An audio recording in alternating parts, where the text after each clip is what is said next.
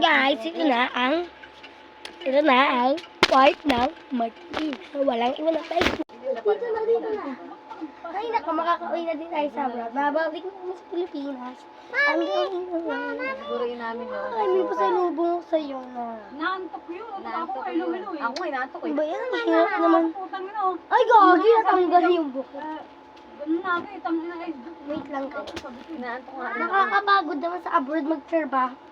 Ay, siya pa kayong dire-diretso kung kaya ako kahit pa paano nakatulog pa ako. Sama ka na kay, ano mo, ay, sa kapatid mo, matmat. Sumama ka na.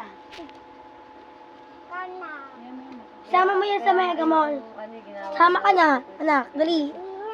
Makikita niyo si daddy niyo doon. Ako doon nilalaro. Tapos ako naglaro. Tapos tawagan niyo yung daddy niyo. Sabihin niya magme-Mega Mall tayo. Nilaro ko man tong eats, yung offline tong eats. Putang ina niya. Naging libangan ko yung sa gabi. Punta mo yung daddy mo sa labas. Sabi niya magme-Mega Mall tayo. Sabi anak, Dito kaso napunta ako sa kanya dun. nakalika na anak.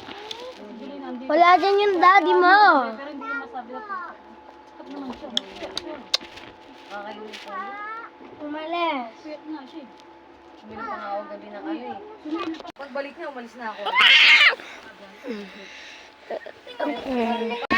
Magkuluto pa ako ng hagar-dagar ko.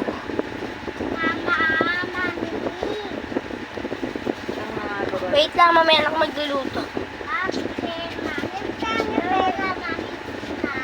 Wala nga akong pera.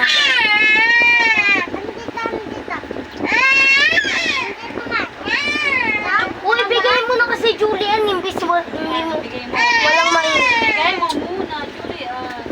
Imbis walang maingay eh. Matpo ka ng po.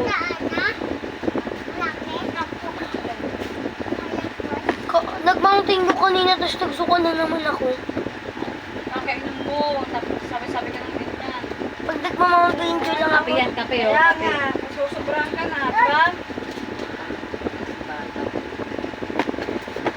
Luluto na nga.